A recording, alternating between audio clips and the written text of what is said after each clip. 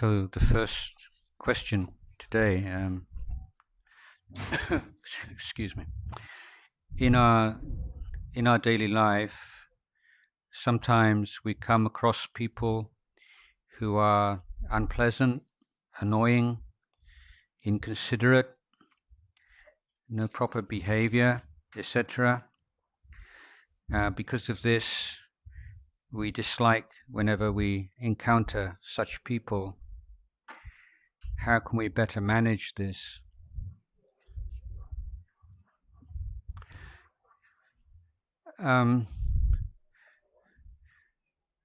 First of all, I think we have to accept that we're never going to be in a position where we can control the behavior and the personalities of those around us.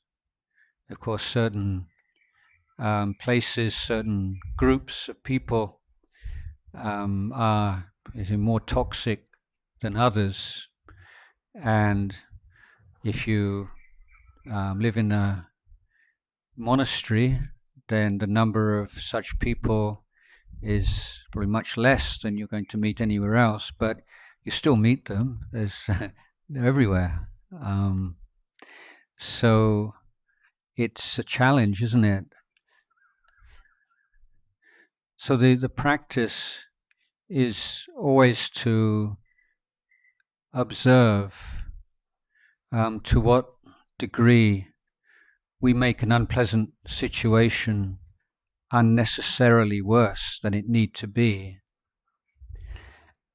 And with a lot of unpleasant phenomena, and this includes having to meet and deal with people we find unpleasant, then often the really disturbing or difficult aspect is we don't want to have to meet with such people, and we feel sorry for ourselves, or we feel depressed. Why do I always have to spend time with this kind of person?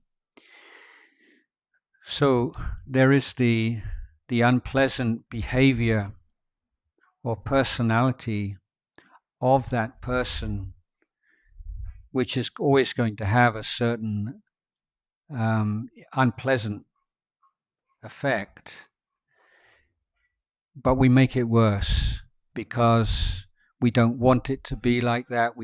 They think they should be better than they are, or should be different than they are. So when we reflect in terms of causes and conditions for phenomena, it helps us to let go of that kind of reaction.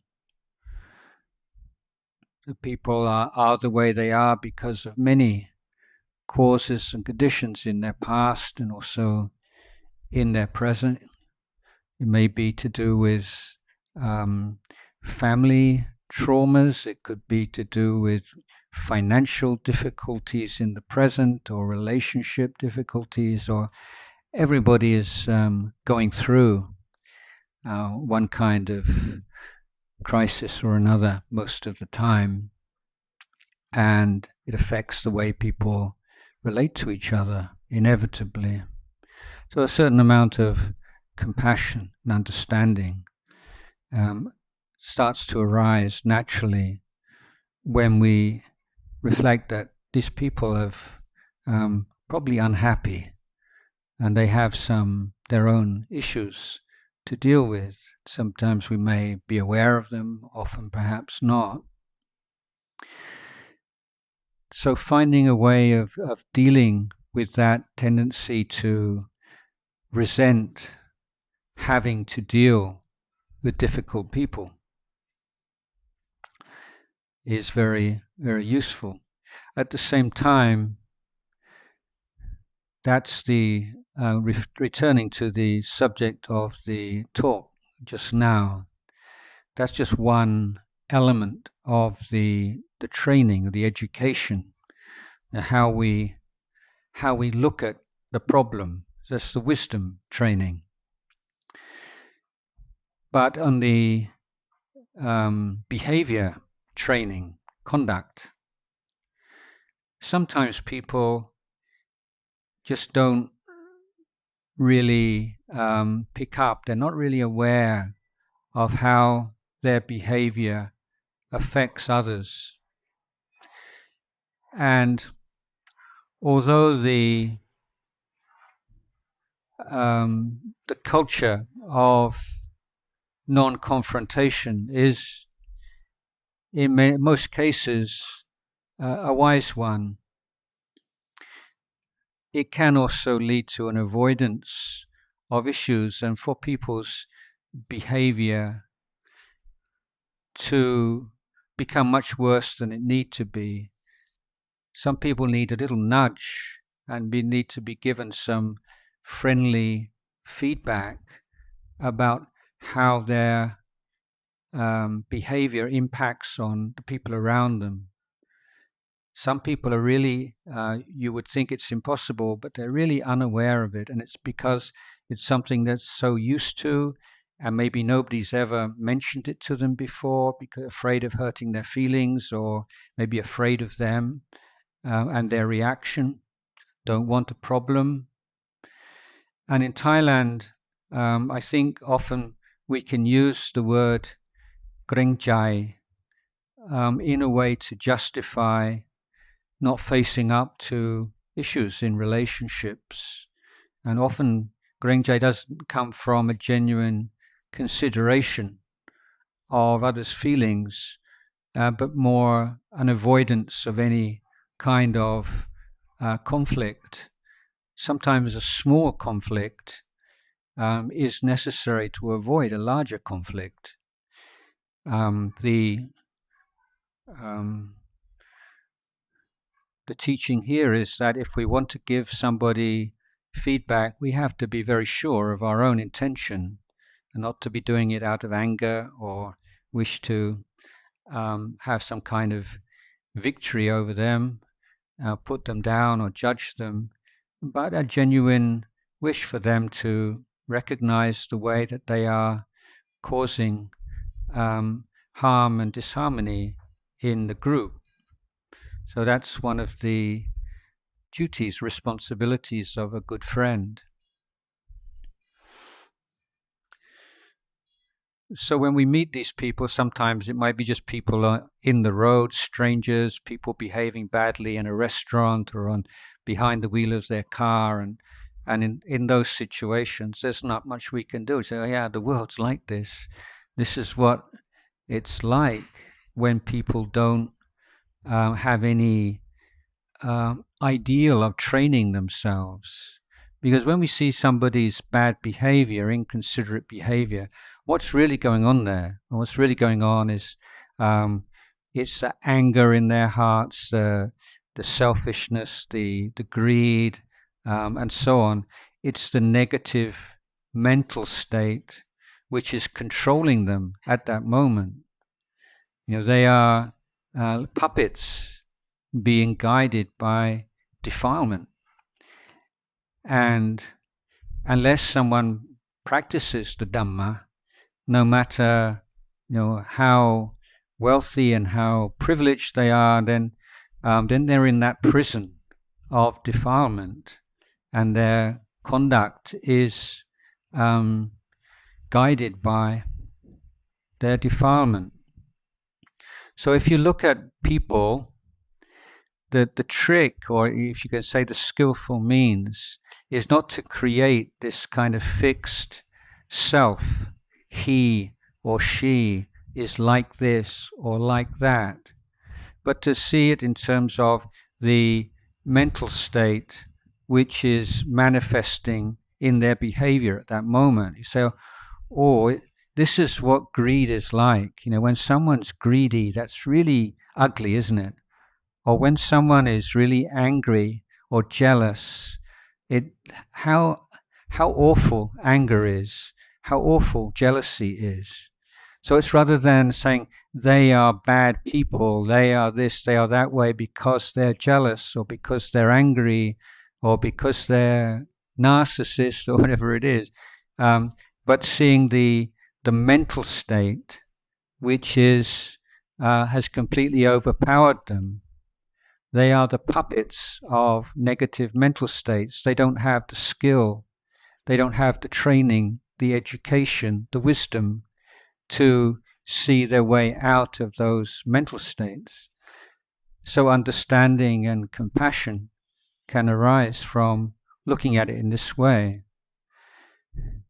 Again, I'm saying if it's somebody in your own family, in your own circle, in your own office, then there are the question of what is the most skillful way to relate to someone like that. And given the Buddhist teaching that people can change if they want to. It's not that one person can change another person, but one person can give someone the confidence and the motivation to and support to change themselves. And that's a very meritorious and good thing to do.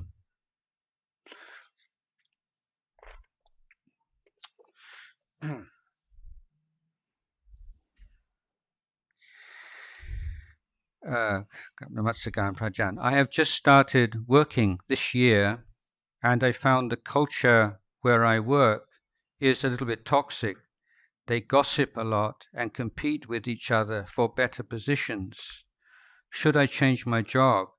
Because I don't want to gradually be like them in the future, even though the work itself is very fine.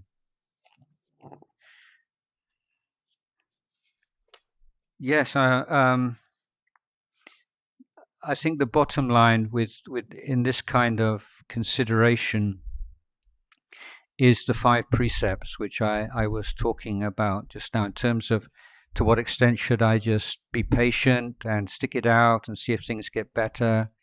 The bottom line is, if you find it impossible to keep the 5 precepts, or if you find that on overall the negative mental states, the toxic mental states in yourself are increasing and the good qualities are decreasing, then this is the sign that if you are fortunate enough to be able to change your job and find somewhere with a better atmosphere, then it's a good idea to do it.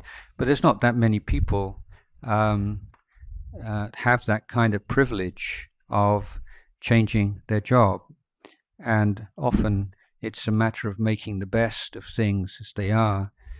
I would say, firstly, that becomes a practice of mindfulness, of being very clear with yourself that you will not get caught up in that kind of gossip. And for instance, if you are someone who refuses to become involved in that kind of talk, but not giving an impression that you think you're better than they are and you're looking down on them, because that will make things even worse.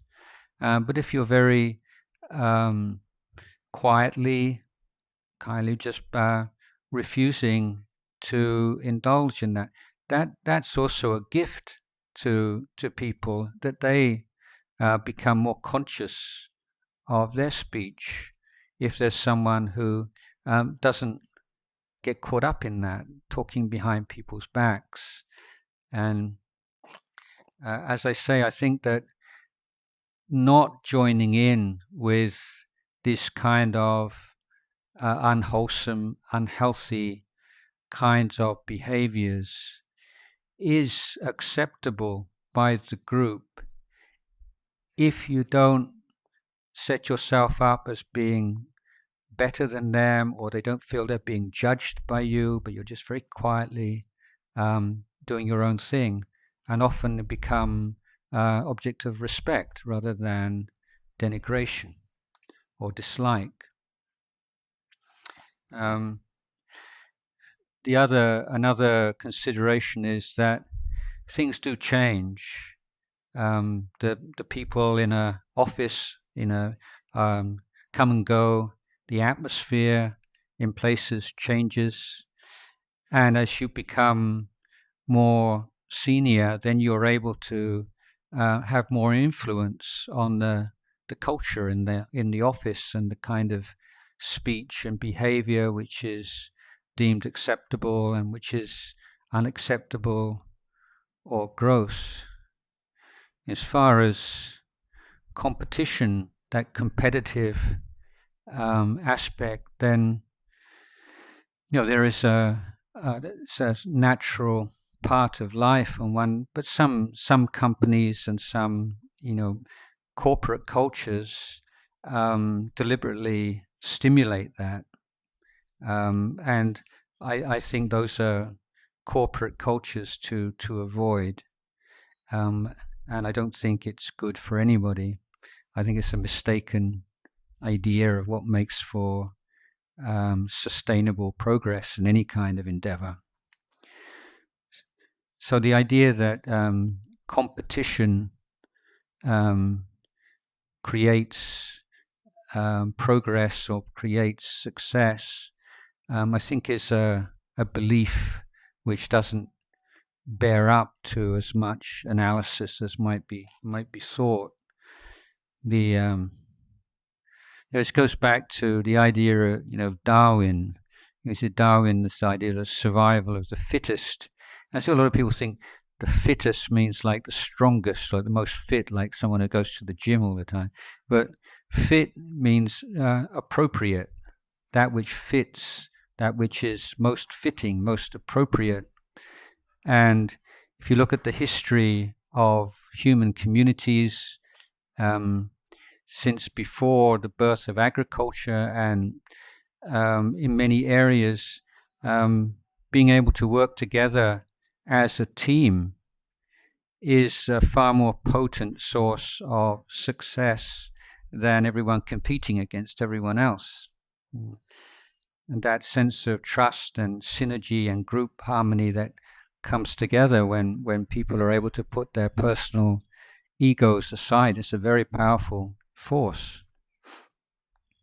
So if there's in where you're working, if that competitive culture is part of kind of the ethos, part of the corporate culture, then I don't think that's such a good place to stay long term. It's maybe part of your learning and different kinds of working environments when you're young, maybe play a part. But if the competitiveness is just due to a few individuals that happen to be there this year or for a certain period of time, then maybe that's a different issue.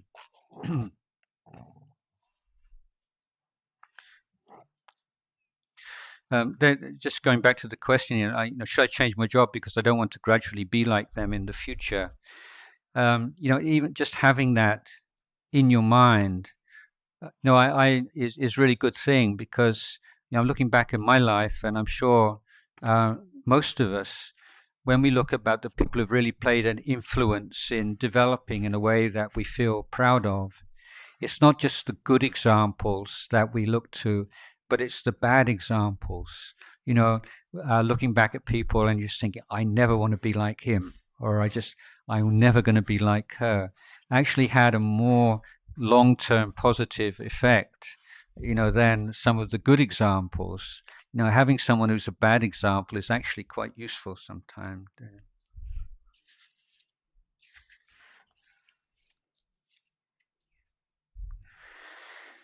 May Prajan offer some advice on how can I reduce and overcome my conceit and self-righteousness? Well, yes, conceit is a very insidious defilement, and one that survives right until the final level of enlightenment. Even an anagami has a very subtle level of conceit, so it's a very tough one. But on this more basic, everyday level, and the sort of self-righteousness, that's much sort of coarser kind of defilement. First good sign is that you recognize it as a problem, because that's always the first stage to freeing yourself of something. And if someone has a problem and doesn't recognize it as a problem, that's the worst thing. So me, conceited? No. How could you think such a thing? So that someone who thinks like that's certainly never going to be free of it. So I think the Dhamma, which or the virtues which prevent conceit from arising too strongly in the first place, and well worthy of cultivation, it is gatanyo gataveti, the sense of gratitude, awareness of all that we've been given by others, and the wish to repay that and to express, to honor that sense of good fortune and being given so much. So what are we conceited about? You may be conceited that you're very good looking, or you're very smart or something. But they say, well, if you've got a beautiful form or a handsome form, you didn't make that yourself, did you? I mean, it's not something that you created yourself. Well, why be proud of it?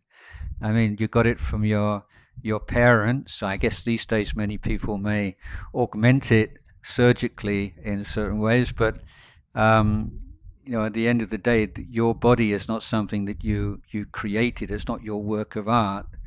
And your intelligence also, you didn't create your intelligence out of nothing. And when you look at the various good qualities that you might have, and makes you think, a point that I often come back to is in the crucial phase of the development of the brain in the first couple of years of life, the frontal cortex, which is the house where houses the executive functions of the brain, which include the use of logic and thinking and analysis, but also impulse control, patiently, these really important factors. If a baby is living in an unsafe environment and the baby feels under threat, then adrenaline will flood into that frontal cortex of this growing brain and destroy certain parts of it in a way which are never recovered. So if you have a functioning, good functioning logic, impulse control, all kinds of things that you might be proud of, it's because you received an unlimited, unconditioned love and affection and care when you were a baby. Without that, there's no saying. The correlation between early trauma and drug addiction and violence and crime, all kinds of social issues, it's very strong correlation. So any kind of quality you have, a physical quality, a personal quality, anything at all. So where does this actually come from? On what grounds do I feel that I'm better than somebody else, or this is special, or this is unique? It's not unique. It's come about through a long course of causes and conditions, and many of them supporting conditions, most of them provided by others. So that investigation of where these things which form the grounds of our conceit come from in the first place is the most valuable way of undermining that kind of conceit. So self-righteousness is again, this idea that people should be other than the way they are. And the more that you look into the causes and conditions for the way people are, the less that arises. Yeah, people are this way because of their upbringing, because of the books they've read, because of their friends, because of their culture, because of this, because of that. And the more you see that this complex web of causality, the less you think, the less judgmental you are, and the less you think people should not be like this. People should be this way. Why are they like that? How could they be that way? Well, it's just a normal thing, If you put, you have a coffee and you put a lot of coffee in and no sugar, and it's bitter. Why is it so bitter? Oh, it's so bitter, Well, it's bitter because you put that much coffee in it. You didn't put any sugar in it. You didn't put any milk in it, and it's a causal process. And the more you can investigate and recognize the causal processes which lie behind phenomena, then the more easy it is to let go. But it doesn't mean you just blindly accept whatever. Well, that's just the way it is because of all the conditions. But understanding the conditions gives you the opportunity to see where you can put most effort into making things better. Things as they are right now are maybe not so good, but they don't have to be this way forever. There are certain supporting conditions that can be reduced or eliminated.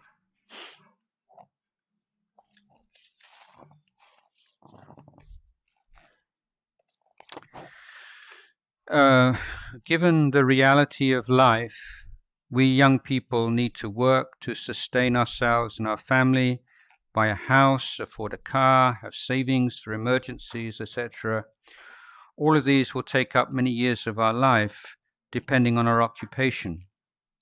Because of this, I feel it is almost impossible for a layperson to make good progress in our spiritual path, and stream entry at the least seems too far away.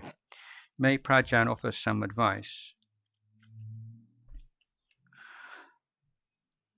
Yeah, certainly the obstructions and the distractions of household life can be overwhelming, and certainly it's more difficult leading the household life than as a monastic. But nevertheless, anyone who has spent any time in monasteries or become a monk maybe, or for any length of time, knows it's really difficult, even if you're in a monastery and you don't have to make a living and savings for emergencies and all these things. I mean, it's a help for sure, it's a support, but this is the most difficult thing that anybody can do. It's the ultimate challenge in life. And progress is slow for almost everyone. So the tendency as layperson maybe is to blame the responsibilities and the challenges in lay life, and consider that's the main reason why one's not progressing so well. But it's not necessarily the case. It's the fact that it's human defilement. But I would like to suggest that in a number of ways, it's better being a lay Buddhist than in any time in history. Certainly as a woman, the amount of freedom and to study and practice, to follow your own path is such as never before in human history anywhere. And for someone who doesn't need a great deal, is willing to live in a quite simple way, and it's not any great material aspirations. It doesn't have to be a top of the line car. It doesn't have to be the biggest house. Doesn't have to be, just using the material supports in a way that is appropriate and fitting, but not always wanting to have the best and the latest and the most expensive. That reduces a lot of the pressure on finances. And if you are able to spend time every year, a certain amount of time on retreat, if you have good Dhamma friends that give you support and you can meet together, practice together, give each other support. Again, the social media, the internet, gives opportunities that have never been there before in the past to have online communities. And I know a number of students of mine, we get together in small groups and chant together or listen to Dhamma together, meditate together online. That's a wonderful development. The treasures that are available online now, whether it's in YouTube or on other websites, opportunities to study, listen to Dhamma. This is, never before in human history have we had that kind of opportunity. If you imagine 100 years ago, what opportunity would you have to listen to the Dhamma, to go to forest monasteries, or to teachings on practice of mindfulness and samadhi? And I think very, very little. Certainly if you're living up country and don't have much opportunity to travel around, you wouldn't even know where to go. This is true even for monks.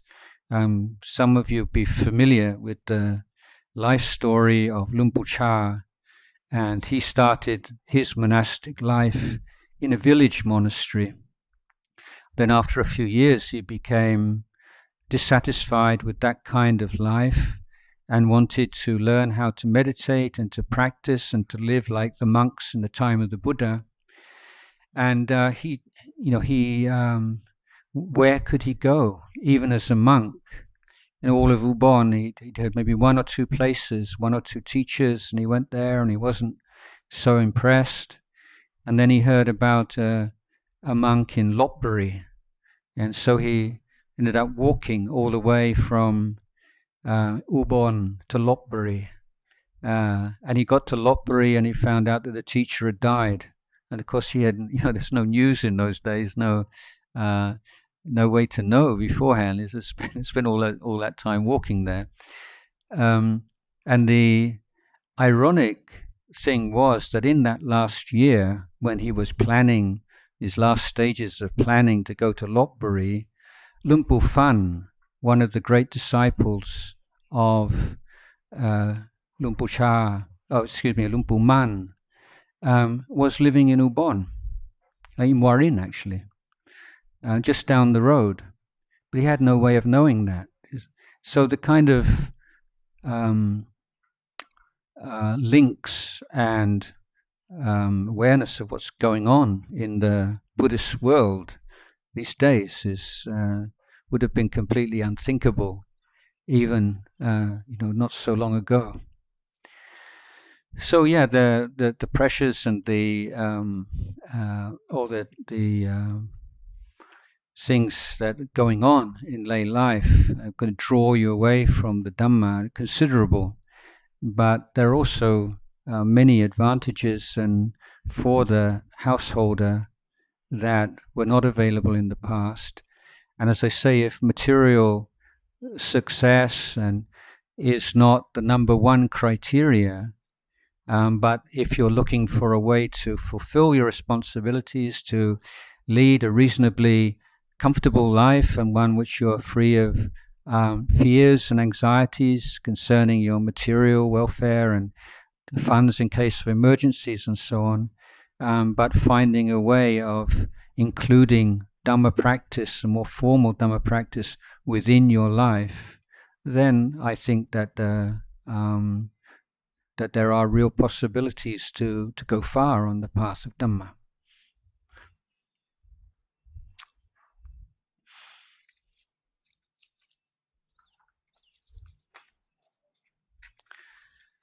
Okay, I came back from a 2-week meditation retreat. I felt that it seems meditation is the only way that one can make solid, real progress, at least towards the stream entry path. But for us young working adults, we're not able to allocate so much time to go to long meditation retreats regularly. May I seek some advice? I notice that myself is always disagreeable with many things and views in the community that I serve. I felt that things could be done much better, but I'm also aware that such views of mine may cause disharmony and others may not agree with my view. May Thanajan offer some advice, please. So this covers some of the ground I've just been covering in previous questions. Certainly when you go on a meditation retreat, then it's possible that you can achieve a level of calm and clarity which is rarely available to you in your daily life. But nevertheless, it should be also considered that that kind of intensity that you can bring to a 2-week meditation retreat is not one, I would say, that is sustainable long term. You think like 2-week retreat, I experienced this and this and this, how much more I would gain from a 2-month retreat or something.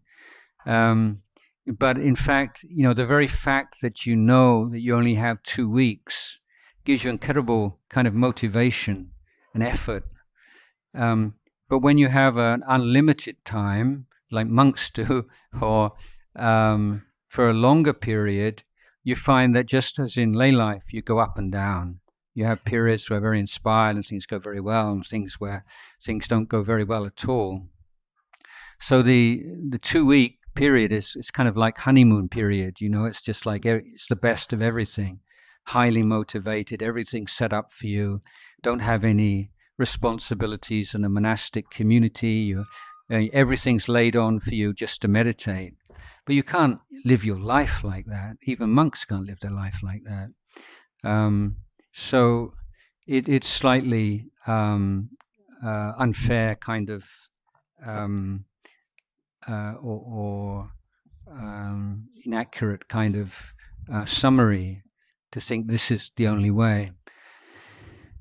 So it's more a matter of creating a way of living in the world which is most conducive to progress on the path, finding time every day for formal meditation practice, at least every morning, every evening.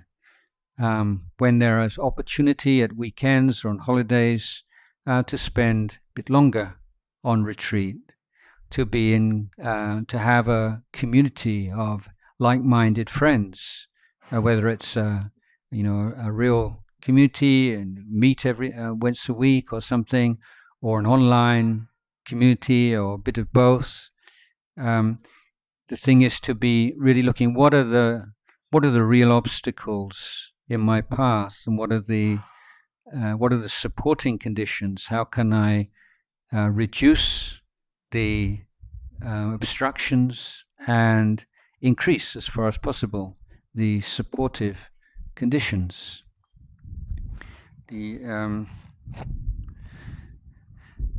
So in daily life, there's a lot of Dhamma work that needs to be done. Yeah, it's not kind of like the immediate sense of calm and clarity and insight that you might get from a good meditation.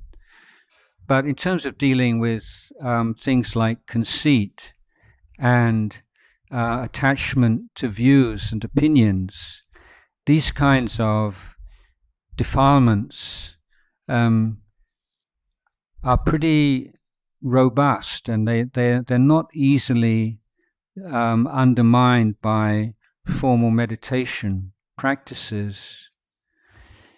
And there's a lot of really important work to be done living with people and seeing what comes up, because if you're having problems in relationships and problems with the family or people around you or so on, this is still at the end of the day a function of defilement in the mind. So it's exposing, it's revealing your weak points and showing what needs to be worked upon. Even for monks, the kind of training that I advocated and really tried to institute at the monasteries where I've lived is one in which monks in training alternate periods of retreat and periods in community, because there are advantages in both. So going on meditation retreats should be giving you this power of mindfulness, stability and clarity of mind, which you're then able to bring to your relationships, to the people around you, and to your duties and responsibilities.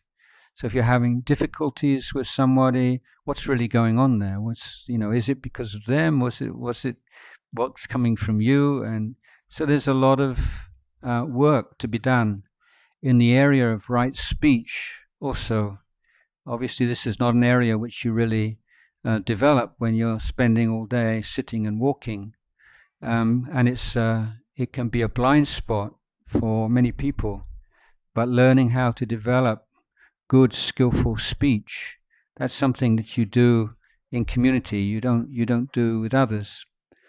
So if you'd spend people who spend a lot of time, including monks here, do a lot of formal practice in solitude, a danger is they become rather unbalanced in their development, and they have big blind spots. They can be very good in certain areas of spiritual life, and very not so good in certain other areas. So a rounded development is one of retreat and also applying mindfulness into developing other areas of the path in daily life. So I think there's a lot of work and a lot of progress can be made, and I would say don't be discouraged, just keep working at it. And as you get older and you get more secure financially and more confident, more skilled, then you have more of a say in creating environments which are more conducive to growth in Dhamma. The point about finding things disagreeable. So in certain areas there may be things that need to be changed, but how do you become an agent of change? What are the criteria? What are the foundations there?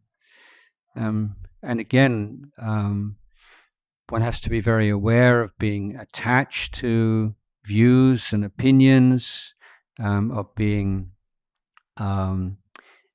insensitive to the thoughts, the views of people that differ from yourself, being rather fixed and rigid in the way that you look at things, being overly idealistic, having too high expectations.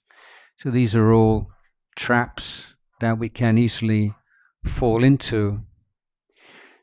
But a humble heart is very important, and to be able to promote change, useful changes, you have to gain the trust of the people around you, and you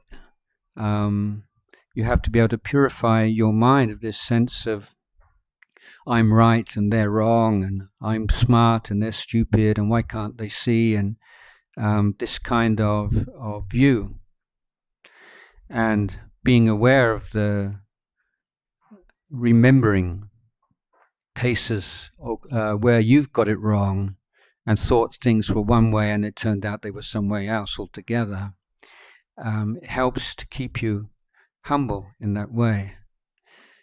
So, if you start off with, it should be like this, it shouldn't be like that, why is it like this, why is it like that, one, you won't be very effective in promoting change, but you often become disliked by the people around you. So it's a skillful means that works, and having that kind of respect and understanding and compassion for people, but being firm when you need to be firm, and having good facts and evidence to support your views, not being overly confrontational, recognizing that everyone has sense of self and self-regard, and taking that into account. So it's a challenge to try to create improvements in any kind of organization, but it's a training. This is part of our own training as well. But at the end of the day, nothing is ever, ever perfect. And just when you think that things are getting better, then something else happens, and you're like snakes and ladders. And that's the way the world is. It's snakes and ladders. But the question is how to maintain that even sense and to sustain a sense of humor. Say, this is the way human beings are. They're like this, aren't they? And I'm like this too sometimes. So being able to forgive and to see the bright side and the funny side sometimes of all the stuff that goes on. Okay, I think that's enough for the questions this morning.